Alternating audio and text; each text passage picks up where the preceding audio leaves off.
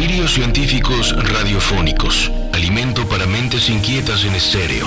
Historias naturales, investigaciones peculiares.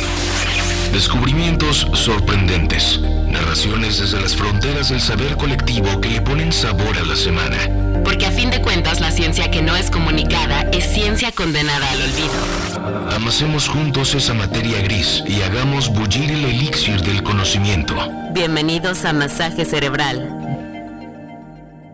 Claudio Martínez. Andrés Cota Iriart. Tengo dos preguntas. A ver. Escúchalas antes y ahorita me dices. O sea, arrancas con dos preguntas. Me parece abusivo. ¿Quién fue Lázaro? ¿A qué te suena Lázaro? Si yo te dijera Lázaro, ¿a qué te suena? Y dos, Águila Arpía, ¿a qué te suena? Ok. Lázaro y Lázaro Águila es el Arpía. resucitado de la Biblia. Exacto. ¿no? Es un el personaje. que le dicen, levántate y anda. Y anda, ¿no? Ajá. Sí, y lo hace, ¿no? Y lo hace. Sí. Y se levantó y anduvo. Y anduvo, sí. Y anduvo un Y buen andó, rato. Y y andó andó. unos años, sí. Ok, Lázaro, está bien. Es nada más Ajá. para tener ese precedente para lo que vamos ahorita a tocar. Ujú. Entonces, el resucitado. El resucitado. Ajá. ¿Y Águila Arpía? Águila Arpía, ¿Te suena de últimamente, no? pues es una especie de acá. En la Biblia. En la Biblia no. No, es en la Biblia. Es una especie, sí. Pero ¿es endémica de acá o no tanto? No. Digamos, es en Centroamérica americana. y Latinoamérica Ajá. y en Y México en la parte de también. México. Era Ajá. su, digamos, punto norte de distribución, ¿no? Es Ok. la parte más al norte que llega, mesoamericana. Es todo lo que tengo en mi cabeza de información. Pero no te cachaste en redes nada hace poco. No. Ya. Okay. Eso queríamos saber. Eso quería saber yo. Ujú. Porque, digo, a lo mejor ustedes allá afuera sí, a lo mejor han cachado, unan estas dos ideas, ¿no? En realidad esta no fue tanto un efecto Lázaro como tal, porque no es que resucite, pero se encontraron, Claudio, águilas arpías en México todavía. Por mucho Ujú. tiempo, pues, se pensaba que quizá ya no había en nuestro territorio, digamos que ya habíamos eliminado lo suficiente de su hábitat para que ya no llegaran hasta acá al norte, pero se encontraron hace poquito y se volvió bastante mediático. Digo, Ah. en digamos, medios masivos de comunicación. O sea, como regresaron. Redes sociales. No, se encontraron. O sea, ahí estaban. Más bien no se habían visto. Pero el hecho siempre es como, ¡ay! Vimos unas y está padre que haya todavía, pues tampoco significa que haya muchas, ¿no? Pero bueno, es como una especie de hito que siga habiendo. Hay gente que las lleva buscando un rato, obviamente. Pero entonces, bueno, en base a eso y en base a otro, a ver, ¿y te suena? No te va a sonar nada, pero a lo mejor sí. ¿Te suena el conejo de Omiltemi? Conejo de Omiltemi. ¿Te suena el Zacatuche? No, me El suena más conejo lo de otro. El conejo de los volcanes, el conejo enano de los volcanes, Ajá. que está amenazado, que está, bueno, en la serranía. Ese no es el que estaba desaparecido. No, ese va a la baja, ese es endémico, es el conejo más chiquito del mundo, pero este es emparentado. Ok. No, del que estoy hablando es el Omiltemi. Ajá. Sí. Ese es el que supuestamente estaba desaparecido. Ese sí es como un efecto Lázaro, porque se supone que no se había visto en muchos años. Ajá. ¿no? En biología un poco esta idea, digo, en la biología mediática por lo menos, ¿no? Pero se usa mucho la idea del efecto Lázaro para una especie que resurge o que vuelves a ver después de décadas a veces de no tener registros, ¿no? O sea, eso no quiere decir que la especie resurgió, quiere decir que no la habíamos visto, pero por eso le llaman Lázaro. Y ha habido unos casos así emblemáticos históricos como los elacantos, que son estos peces grandísimos, Ujú. miden 2 metros y pico y que se conocían solo de los fósiles, ¿no? Y en algún momento salió uno en una red de arrastre y dijeron, bueno, esto ya está muerto, pero estaba vivo hace poquito. Ajá. Y era un pez que solo se pensaba fósil, se pensaba que era así como antiquísimo. Y ahí se reencontró la especie y ese fue, ahí un poco no sé si ese fue el que le puso la idea de efecto Lázaro. Y ahora se sabe que hay 2 poblaciones de celacantos en Sudáfrica y en Sulawesi, en Indonesia. Pero bueno, los animales ahí están, ¿no? Otra cosa es que no los veamos. Pero entonces hoy decidimos para atender estos 2 casos, ¿no? Puntuales y luego todo el fenómeno, traer nuestro naturalista de confianza, que yo quiero pensar que nos va a visitar más a menudo, que es René Villanueva Maldonado, ¿no? Que ya ha estado por acá. Sí. Ya ha estado por acá en el masaje cerebral. Y para quien no recuerda o no ha escuchado ese episodio, René Villanueva es naturalista con más de 20 años dedicándose a temas relacionados con flora y fauna, artista de la ilustración de historia natural, con reconocimiento internacional, expedicionario y documentalista independiente, fundador de Historia Naturae, una asociación civil cuya finalidad es promover la cultura científica, así como el conocimiento y protección a la biodiversidad. René, bienvenido de nuevo al Masaje Cerebral. Qué gustazo aquí. Estás haciendo un efecto Lázaro, ¿no? Estamos haciendo un efecto Lázaro, ya estaba extinguido por estos lares. No te habíamos visto en unos meses, ya te habías extinto. Es un poco esa idea. Que bueno, además hereje, ¿no? Porque estás que no te cae bien Lázaro como persona. Bueno, yo todo lo religioso soy un hereje, pero... Declarado, ¿no? Sí. Oye, si quieres, empecemos si quieres platicando las águilas arpías un poco, porque tú hiciste un video de águilas arpías. Tú has visto águilas arpías, ¿no? En campo, pues, ¿no? Claro. Cuéntanos un poco de la especie y luego vamos al caso, si quieres.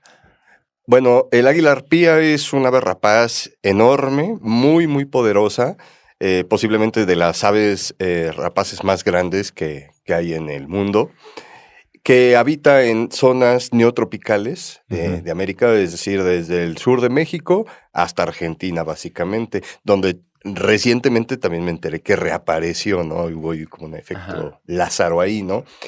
El águila arpía básicamente se alimenta de mamíferos, de monos, de osos perezosos, bueno, que no son osos realmente, pero así le dicen, y de tamandúas o de cuatíes y de mamíferos en general. Recientemente sí salió la noticia, que para mí no era tan nueva, porque yo ya me la sabía un poquito como tras bambalinas, pero bueno, de un avistamiento reciente de águila arpía. Para mí, en lo que respecta a mi historia de vida, sí he visto el águila arpía, pero no en México, la he visto en Panamá y en Colombia. A lo largo de toda su área de distribución, es un ave muy difícil de ver, muy difícil. ¿Por qué? Porque a diferencia de otras aves rapaces, por ejemplo, si tú vas a San Pedro Mártir, a lo mejor hay 50 cóndores nada más ahí en todo San Pedro Mártir, pero es mucho más probable que tú veas un cóndor porque va a estar planeando en medio de un ambiente despejado, va a agarrar una termal y es un bichote de 2 metros volando, lo vas a ver. Pero el águila arpía, a pesar de ser una rapaz que podría tener esas capacidades, su naturaleza y su comportamiento hacen que sea un animal que no hace eso, no vuela en los cielos, sino que caza metida en el dosel. Eso hace que sea particularmente difícil de detectar. Claro. Tú puedes estar caminando en la selva. Las águilas arpías les gustan selvas perennifolias primarias, con árboles de 40 a 50 metros de altura y con una estructura forestal donde haya árboles emergentes, especialmente para anidar, que son árboles que destacan por 10, 20 metros sobre el resto de los árboles, ¿no? Y tú podrías estar debajo de una águila arpía y no darte cuenta, ¿no? Porque realmente es un animal que va a estar perchado, vigilando la actividad de sus potenciales presas, y normalmente lo que hacen es que se ponen en la punta de una rama y van a vigilar desde ahí. Pero, por ejemplo, si esta águila volara, ¿no? Agarrar una termal y volara en el cielo abierto, pues la verían los presas y se meterían en los árboles. Entonces, ellas no hacen esto, ellas vuelan básicamente en medio de los árboles y de ahí en fuera se la pasan perchadas. Es particularmente notorio esto porque hace que sea un ave extremadamente difícil de detectar, aunque la haya. Desde mi perspectiva, nunca ha dejado de haber águilas arpías. ¿Por qué? Porque obviamente esto de declararla extinta, pues es una afirmación precipitada que no tiene sustento ni evidencia pues, en nada, ¿no? Simplemente no se ha visto, ¿no? Que eso es un sesgo de disponibilidad, ¿no? Claro, y bueno, y en este caso, pues sería una extinción local, en todo caso, porque pues, tiene una área de distribución más amplia, ¿no? Pero estas águilas moneras, entonces, pero hace poco se vio una, ¿no? Bueno, se pasó a los medios. Sí. Pero tú dices que llevan ya un rato checándolas. Sí, lo que pasa con la ciencia es que es lo siguiente. Tú puedes ir a Montes Azules y ver una águila arpía, pero si no tienes la foto, tu avistamiento no cuenta, ¿no? O si no tienes una prueba directa, una pluma, algo que sea una prueba directa, no va a contar. Entonces, registros anecdóticos hay muchos, pero obviamente pues en este plano del teléfono descompuesto de la credibilidad que nadie confía mucho. Pero en 2012 y en 2016 había registros antecedentes que fueron lo que motivó la búsqueda reciente del águila arpía. Silvano López, un naturalista que trabaja en la zona de Yaxchilán y que explora continuamente el río Usumacinta, ahí vio dos registros uno me parece con foto, ¿no? Entonces fue muy, muy notorio en su momento. Luego, de aquí hasta pues, estos años recientes, supuestamente no se había vuelto a ver. Pero son zonas que no se exploran lo suficientemente bien y particularmente explorar el estrato en el que vive este animal es muy difícil. Sí. Ok. Bueno, ¿te parece bien, Claudio? Para irnos en el primer corte, ¿has escuchado hablar del efecto pájaro-piedra? Sí. El efecto pájaro-piedra. Sí. Ahora que vengamos, nos cuentas, @coteriart, @claudífonos, #masaje cerebral. Estás escuchando Masaje Cerebral. Estamos de vuelta aquí en el masaje cerebral y antes del corte, Andrés Cota me preguntó que si estaba familiarizado con el fenómeno pájaro-piedra. Y el fenómeno pájaro-piedra, según yo, seguramente les ha pasado, que están distraídos así como en la vida y de pronto pasa la sombra de un pájaro que está volando por arriba de ustedes. Sí. Y esa sombra se dirige hacia ustedes y se agachan y se tapan la cabeza como pensando que a lo mejor es una piedra que les va a golpear, ¿no? Sí. Esto ocurre por lo general a mucha gente que donde yo lo he visto mayormente expresado es en gente cruda. La gente cruda dice que vive mucho en el pájaro piedra. Como que está tan o sea, no absorta. Con conocimiento de causa, no, jamás. No tengo ni la idea de que se siente una cruda. O hay otro modo de verlo, porque a lo mejor el efecto pájaro piedra es un remanente evolutivo de cuando a las águilas nos comían, ¿no? O sea, esta águila monera, el águila arpía, que es de las más grandes, es realmente un animal muy imponente. Si tú lo ves, tiene unas garras así. Se podría llevar un bebé sin problemas, ¿no, René? Sí. Un niño chico. Sí. Se comen changos zaraguatos, o sea, agarran zaraguatos, agarran monos araña, ¿no? Sí. A ver, de poder, podría. El tema es que no casa en ese estrato. No. Pero llevándolo más allá, hubo mucha parte de nuestra evolución que fuimos depredados por aves, ¿no? O sea, había aves más grandes. Incluso si te vas ya a otras cosas, pues en otros territorios, pues a los moas y aves realmente. Imagínate una gallina de 3 metros. O sea, qué cosa más temible, ¿no? Sí, pero imagínate el omelette de una de esas. No, pero entonces hay quienes postulan que el efecto pájaro piedra es un remanente de esa era en que nos, o sea, es más bien como es un más reflejo. Instintivo. Sí. Podría ser algo más instintivo. Sí. Que algo razonado, ¿no? Sí. O sea, es por eso que te ocurre como en distracción o en cruda, que es cuando piensas porque peor. No te pasa el hámster piedra, ¿no? No. Ay, un hámster. Pero bueno, volviendo al cauce, volviendo a la águila arpía y esta, digamos, torrente, porque se replicó. Últimamente sabemos que los medios hay como oleadas, ¿no? Y cosas que salen uno y en todos lados. Lo hemos visto con campañas prediseñadas como la del Lobo Terrible hace poco, que salió en absolutamente todos los medios a la vez, de hecho, pactadamente. Aquí no sé qué tanto fue pactado o no, pero a mí me llegó, por ejemplo, una especie de boletín de prensa, ¿no? Como para buscando gente que hiciera notas. Y ahí fue que te la mandé a ti. Y tú me dices, bueno, sí, ya tiene unos meses que se vio y no sé qué, pero sí hubo un momento en que se liberó, digamos, y pues cundió en todos lados. O sea, el medio que les guste, ¿no?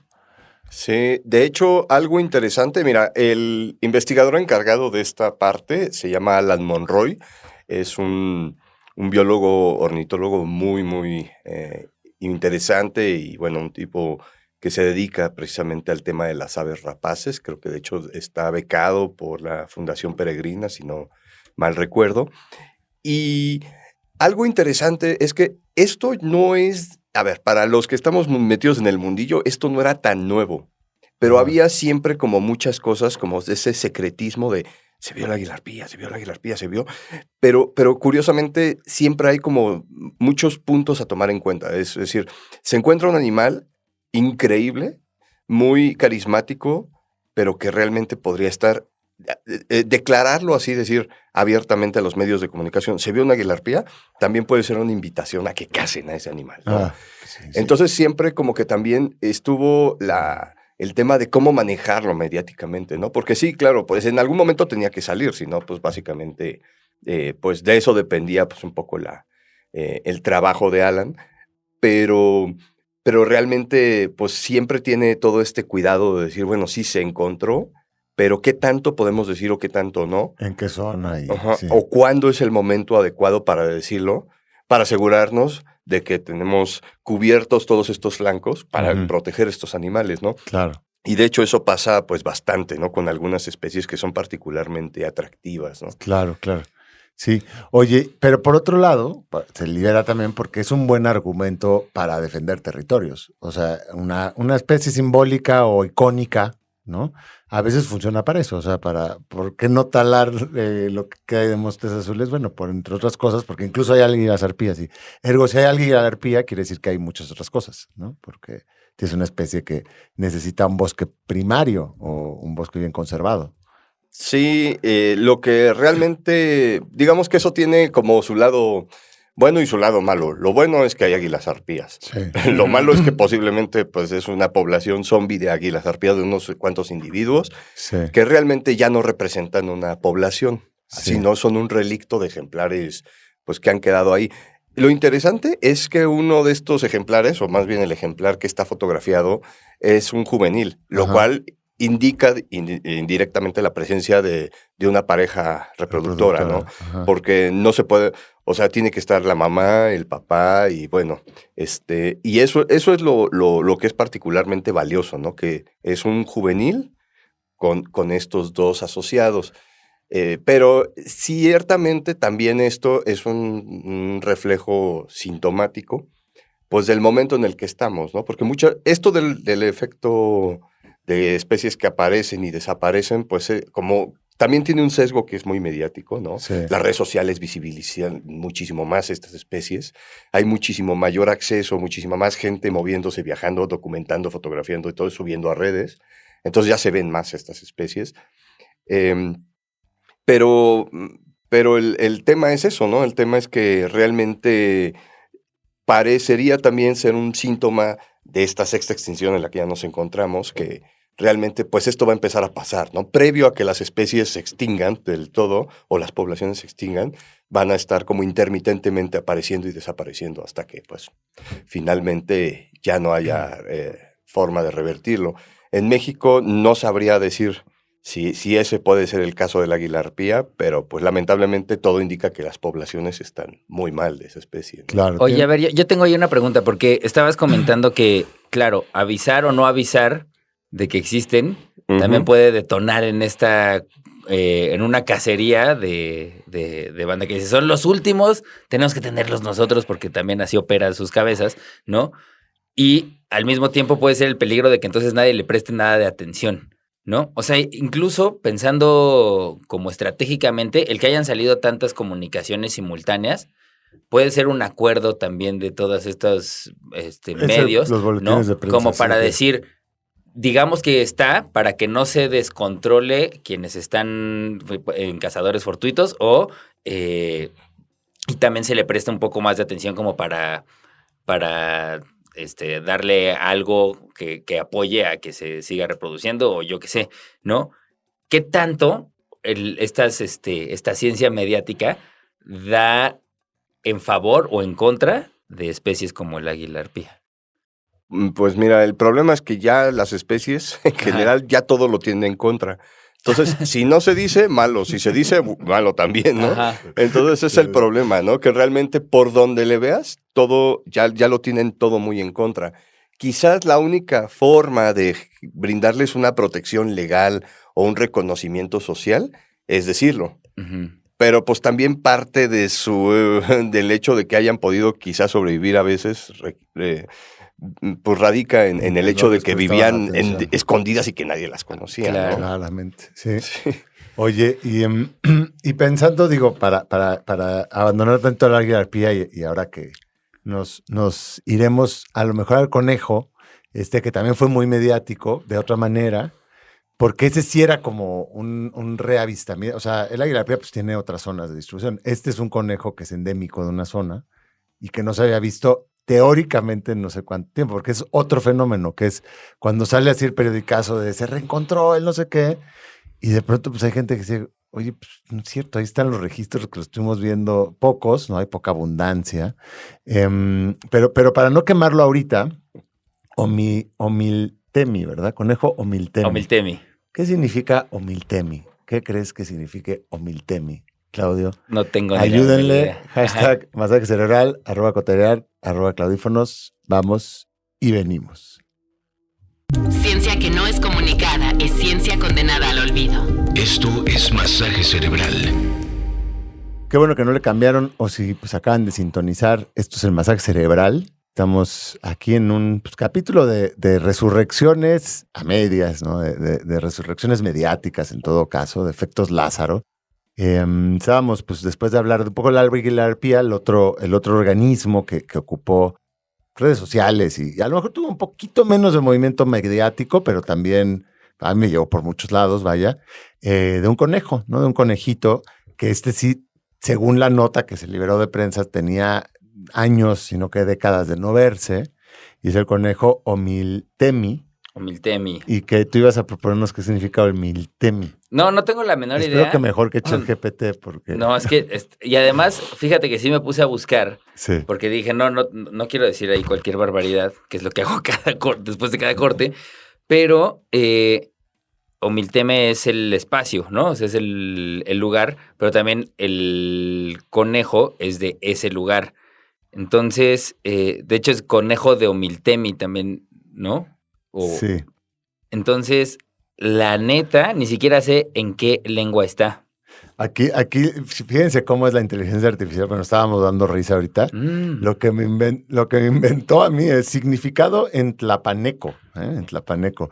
Y quiere decir, perseveraré en mi ser, lejos de la mirada depredadora del ser humano.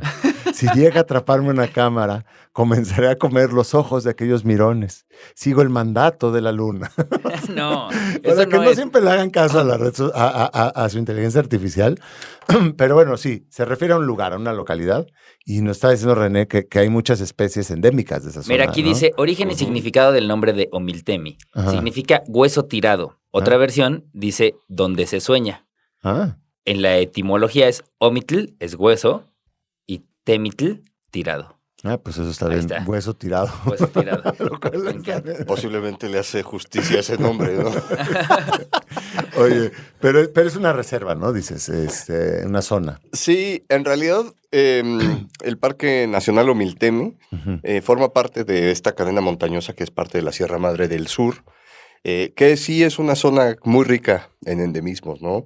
Está el conejito, hay una cascabel endémica, creo de los intermedios omiltemanus, hay una Abronia Martín del Campoy, hay varias cosas ahí. Una salamandra también estoy viendo aquí. Sí.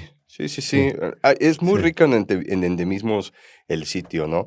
Justamente algo curioso es que, bueno, pues se encuentra un conejo que posiblemente siempre estuvo ahí. Seguro, sí. Incluso a veces hasta la gente, hasta se lo comían. Luego es cierto que todo esto es a los ojos, pues, como de la biología canónica ¿no? Pero la gente local, pues, muchas veces ve estas especies en base cotidiana, ¿no? Sí. De hecho, bueno, ahí a veces realmente también cuando hay una especie de colonialismo científico a veces con ese tipo de hallazgos, porque pues claro, las especies siempre han estado ahí, la gente se las ha comido y las ha visto siempre, pero claro, hasta que no llega un científico validado por el sistema genómico científico académico, que lo reporta formalmente y que se lleva todo el reconocimiento y extrae el conocimiento local y bueno, todo y eso, le cambia de nombre, ¿no? Porque seguramente tiene su propio nombre. Ahí le pones el conejo de Donald Trump. Sí, completamente. Pero bueno, ¿este conejillo es endémico de esa zona? Sí, por eso era como relevante que volverlo a ver teóricamente, ¿no? Sí, parece que sí. Son de estas especies que igual se describieron hace mucho tiempo. Habría que volver a revisarlas. a ver qué tan reales o qué tan no reales son. Porque todas las especies ahorita están sufriendo un montón de cambios taxonómicos por las nuevas técnicas que aparecen y los nuevos criterios. La especie es un concepto temporal y dinámico. Tienes razón. ¿No? Sí. Pero bueno, entonces en teoría se reencontró, ¿no? Este conejito. Y entonces la noticia, bueno, pues es muy catchy siempre, como un organismo que no se había visto y que y te hace hasta soñar, ¿no? Hay quien dice esto abre tantos campos de posibilidad.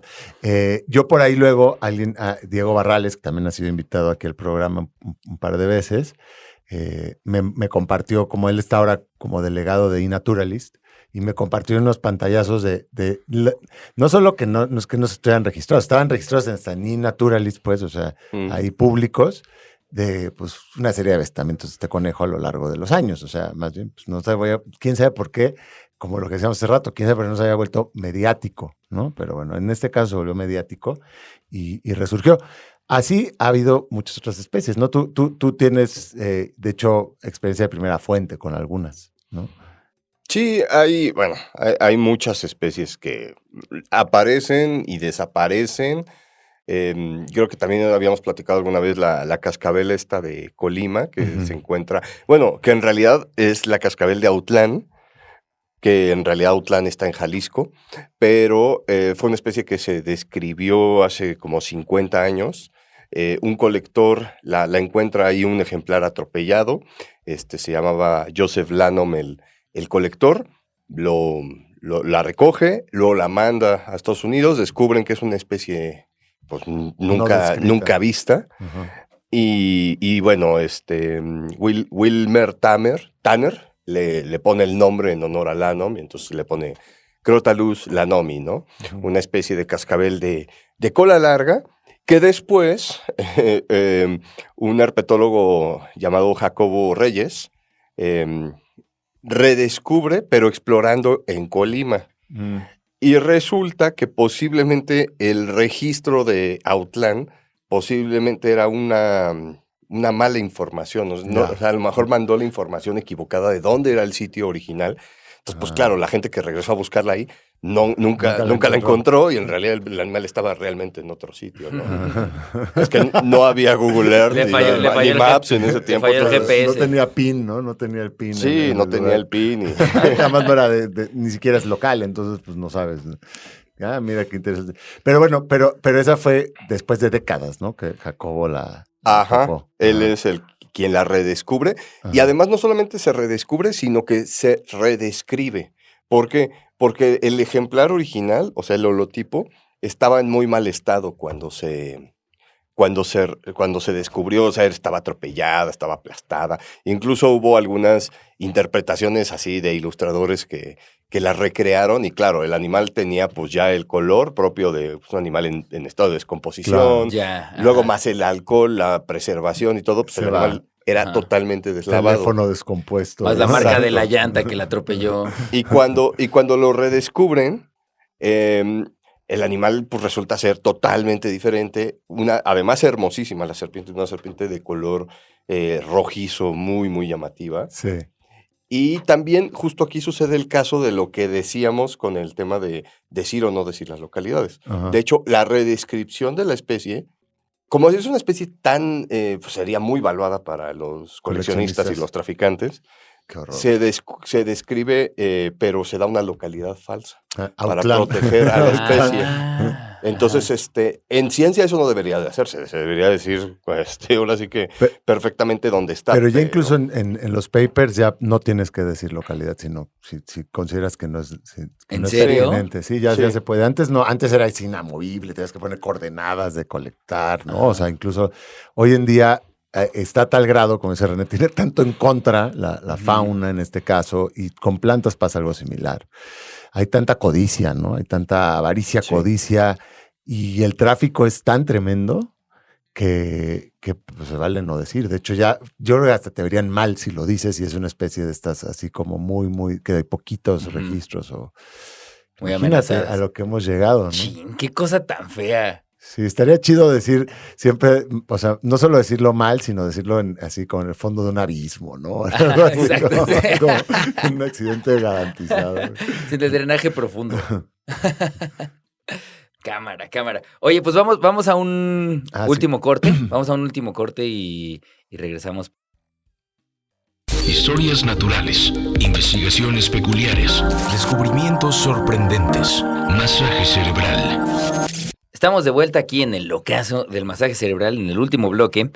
Y estábamos platicando, ahorita fuera del aire, sobre un fenómeno que me parece una locura, que tiene que ver con como la venta o el posicionamiento del nombre de algún individuo que tiene el alcance económico como para pedirlo, que refiera a una especie nueva, ¿no? A ver, platícanos un poco de eso, René. Bueno, sí, justamente en relación a todos estos temas que platicábamos, es muy bueno enterarse, ¿no? Mediáticamente, que las especies se redescubren, que no están perdidas, que sí. Pero también está pasando, pues, un fenómeno de descripción de muchas especies, ¿no? Nuevas especies en tal lado, ¿no? Y eso se mediatiza muchísimo. De hecho, sucedió, por ejemplo, con una especie de anaconda que salió por todos lados, ¿no? La nueva anaconda, ¿no? Sí. Y era una especie totalmente inválida, ¿no? Y rápidamente otros científicos la invalidaron. Pero el problema es que justamente esto, ¿no? Lo mediático responde a intereses, los intereses pues son intereses económicos, obviamente, y para que todo esto se vea como una especie de resultado, pues tiene que tener esta mediatización, ¿no? Excesiva, ¿no? Entonces, en el caso de las nuevas especies, pues también existe una cosa que se llama inflación taxonómica, ¿no? Que viene a veces de la mano puede ser de malos taxónomos, ¿no? O sea, de malas metodologías de taxonomía, malas interpretaciones de la información y todo, pero también de un mercantilismo taxonómico que viene de la mano de gente que pues dice, oye, pues Jeff Bezos está financiando, no, pues una cierta cantidad de dinero para disque conservar o para disque explorar zonas nuevas, financia científicos, y bueno, estos científicos a cambio le van a dedicar nombres a estas personas, ¿no? Que son, para mí es terrible porque muchas veces le hacen mucho daño a la historia de la ciencia y a la biología, evidentemente, porque, pues bueno, frivolizan demasiado esta cuestión de describir nuevas especies que acaban no siendo válidas, ¿no? Claro.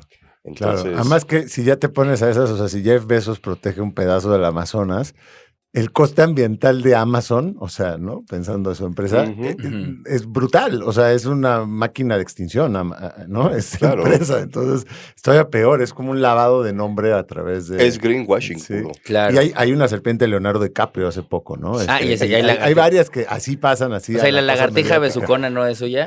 ¿No es la de besos? No te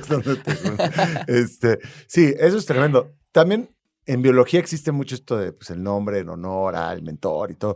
Ya en astronomía, por ejemplo, pues directamente tiene que haber reglas y no le puedes poner ahora a las estrellas el nombre de Claudio, ¿no? La constelación de Claudio. O sea, porque antes sí les... Entonces, a lo mejor en biología es un momento o como taxónomos, tener prácticas de describir a las especies por algún carácter o por la localidad, ¿no? O sea, hacer un gesto hacia el bicho que estás describiendo. Y sí, qué loco que nuestro mundo actual ha ido como a la mercantilización de todo y a través de las redes sociales. Además, yo podría apostar que si si no estuviera Instagram, TikTok, todo el fenómeno de red social, a lo mejor ni siquiera se iría tan allá, ¿no? Exacto. Pero ahora ya es como hasta un clickbait, pero que además seguro genera dividendos porque tú viralizas algo. La serpiente de Leonardo DiCaprio es algo que pues, se realiza seguro porque tiene hasta tiene hasta el albur de por medio, ¿no? O sea, la viborita de Leonardo DiCaprio o la anaconda yo qué sé, de Puff Daddy, güey, pues obviamente eso, sí, es triste pensarlo, ¿no? Como que estemos ya en ese punto tan banal de todo. O sea. Sí, lamentablemente las consecuencias, mira, la biodiversidad es un fenómeno biológico de nuestra realidad. Finalmente la ciencia estudia esta fenomenología de lo que nosotros entendemos como realidad y tratamos de clasificar y ponerle nombre a las cosas para integrarlas a nuestro lenguaje y pues mediante eso, pues incorporarlas a nuestro mundo, porque lo que no está nombrado no existe, no lo reconocemos como algo que existe. Pero la biodiversidad es muchísimo más compleja que eso, ¿no? Entonces, el problema de esto es que al final todo recae en decisiones políticas. Entonces, por ejemplo, especies que no están bien justificadas o que son producto de esta inflación o mercantilismo taxonómico, pues son especies que a veces desvían recursos de conservación o afectan la reputación o la credibilidad de la ciencia, porque son especies que normalmente, así como se publican, así como se invalidan, ¿no? Porque siempre sale un científico que revisa los datos, por eso es importante la revisión por pares, o también pues que estén accesibles los datos, ¿no? Hay plataformas como GenBank y todo, donde tú puedes ver las secuencias genéticas y después decir, bueno, sí, pero esto se hizo, ahora ya le van a decir, esto se hizo con ADN mitocondrial, o esto incluyó ADN nuclear, y en función de eso te cambian los resultados. O como le dicen también aquí los estudiantes, el cuchareo de datos, ¿no? Que se manipulan datos en favor de, ¿no? Porque imagínate, ¿no? Tú recibiste un montón de dinero y tu retribución es esa, ¿no? Ponerle ahí el nombre de un millonario ahí megalómano, ¿no? Slimnae, ¿no? Sí, pues sí, Besosi, ¿no? Fíjate que había una rana que yo sabía desde hace mucho, bien bonita, del género Filobates, que es de estas ranas del vertebrado más venenoso del planeta, ¿no? La Filobates terribilis, que es la amarilla, pertenece al mismo género, Filobates. Entonces era una rana como negra con unas bandas así amarillas en la espalda, muy interesante. Y yo supe mucho tiempo de la existencia de esa población y que la iban a describir. Y pues yo con la ilusión de, oye, le van a poner, ya la van a describir, por fin, ahí viene, ahí viene. Y cuando voy viendo que le ponen Filobates besosi, y dije, no puede ser. No. No, por lo menos es un ser venenoso como besos, ¿no? Que envenena al planeta y a la humanidad. También hay todo ya ahí, como lo hemos hablado, pero pues toda una situación con la especie nueva, ¿no? Y pues nueva para quién, nueva para la descripción, ¿no? O sea, porque luego hay comunidades humanas que han coexistido con esos bichos y que le tienen su propio nombre, ¿no? Pero sí hay un hito que yo veo y a lo mejor ahí hasta vamos a poderle poner tu nombre, el de Claudio, el mío, con las profundidades marinas, ¿no? Ahí sí que está todo por descubrir y ahí sí que son especies nuevas para la humanidad. O sea, lo que tú encuentres debajo de los 2,000 metros de profundidad, muy probablemente es la primera persona que lo ve, ¿no? Entonces es una especie nueva en toda la extensión del término. Sí. Y ha de haber un montón de cosas, o sea, potencialmente le puedo... Sí, le puedes poner pues, el problema es que pues es un poco un ejercicio, yo lo veo ético, aristotélicamente así como medio ocioso, ¿no? Esto de estarles poniendo nombres. Los límites entre qué es una especie y qué no, dónde empieza una, dónde acaba, esos son límites artificiales, ¿no? Sí. Son criterios impuestos por nuestras metodologías y por nuestra cultura, nuestro presente cultural. La ciencia es un fenómeno cultural propio de su tiempo. Y bueno, estar haciendo una revisión por ejemplo, sí, como dices, hace poco en Antártica se desprendió un pedazote de hielo de un casquete y debajo se pudo explorar y encontraron, pues así, ya sabes, el planeta alien, ¿no? Ahí debajo, ¿no? Y hay especies muy obvias, pero también hay diferentes conceptos, por ejemplo, las especies crípticas, ¿no? Especies que se ven muy parecidas entre sí, pero que incluso a veces ni siquiera están relacionadas en nada, ¿no? Cámara. Entonces, esta cuestión de estudiar a fondo las poblaciones para determinar si todas pertenecen a un linaje, buscar su historia evolutiva, que eso es lo que busca la sistemática, ¿no? Sí. Reencontrar esas relaciones de parentesco para ver dónde las pones. Pero la biodiversidad siempre sobrepasa nuestra capacidad metodológica, cultural, para asignarles nombres y pues eso, ¿no? Entonces, al final, eso tiene muchos problemas a nivel de conservación, ¿no? De filosóficos, ¿no? Es decir, ¿necesitamos conservar a las especies o necesitamos conservar a las poblaciones? O los entornos, ¿no? Ya de preferencia, para que haya así. Por ejemplo, las especies... pues son, además de que son un constructo, pero ese constructo se define por una cantidad de poblaciones y cada población es un linaje, ¿no? Entonces, cada uno tiene una historia evolutiva, pues, divergente y muchas entre ellas son diferentes, ¿no? Son diferencias ecológicas o geográficas. Lo de proteger los entornos, a veces sí y a veces no, porque también existe el fenómeno que se llama defaunación, Sí. en donde se protegen paisaje. los bosques, Sí. pero los animales y todos son extraídos, entonces pues como pasa con los tuxtlas, ¿no? Con Sí. algunas reservas que son un cascarón vacío de De lo que paisaje, era. Sí, de sí, es una decorado. selva muy bonita que O no una tiene reserva de animales. plantas. Una Sí. reserva de plantas. Sí, todo en contra. Ya lo repetimos al hartazgo. Todo en contra. Y a pesar de todo, ahí están, ¿no? dando batalla y resurgiendo como Lázaros, ¿no? Exacto. Pues muy bien, René. Esperamos que en un par de meses nos traigas alguna otra aventura, ¿no? A lo mejor una propia especie de Lázaro. Ujú. Y que le pusiste tu nombre, ¿no? Así como... Sí, de hecho tengo ya varias vendidas. Está buenísimo. ¿En cuánto estás cobrando tú la especie? La de Andrea Legarreta. Ahí está. Pues con esto nos vamos y nos escuchamos en el próximo Masaje Cerebral. Chao. Esto fue todo el masaje cerebral por hoy. En la siguiente emisión continuaremos alimentando las mentes inquietas de la radio pública A través de Reactor